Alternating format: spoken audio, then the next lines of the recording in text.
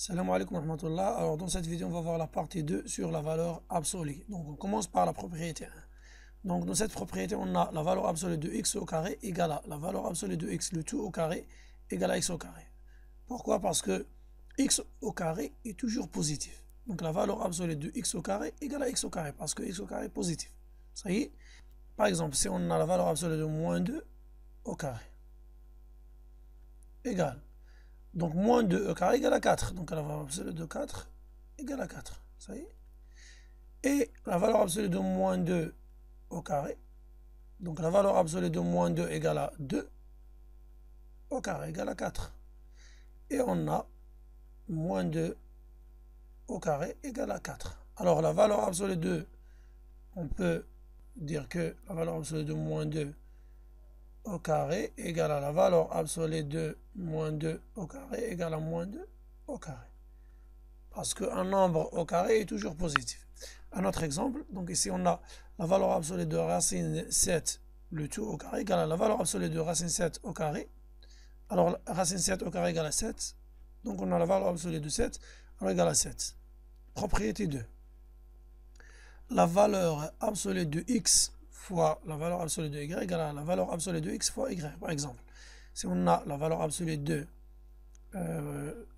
racine 3 multiplié par la valeur absolue de, par exemple, racine 27 égale à la valeur absolue de racine 3 fois racine 27 égale à la valeur absolue, donc racine a fois racine b égale à racine a fois b.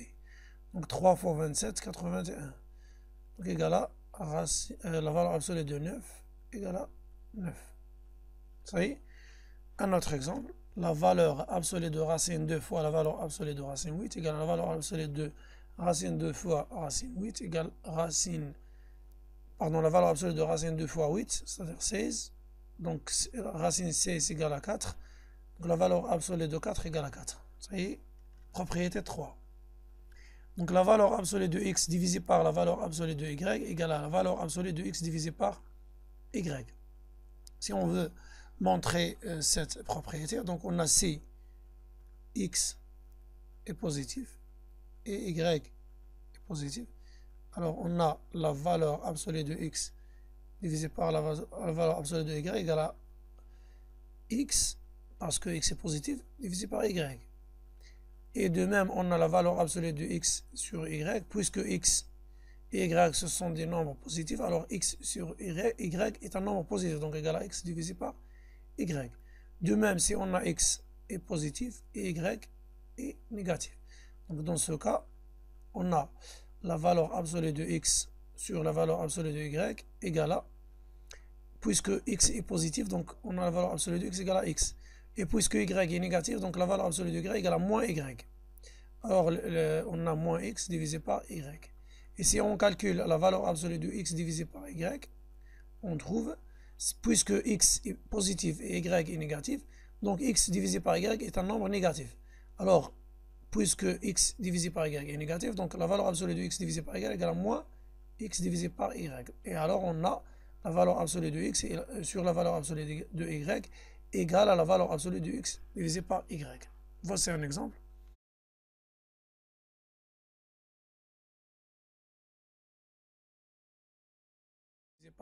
Alors, propriété numéro 4, racine x au carré égale à la valeur absolue de x.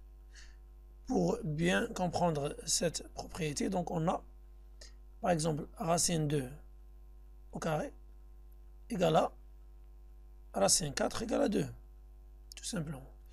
Et racine moins 2 au carré égale à quoi? Moins 2 le tout au carré égale à 4. Donc racine 4 égale à 2. Et voici.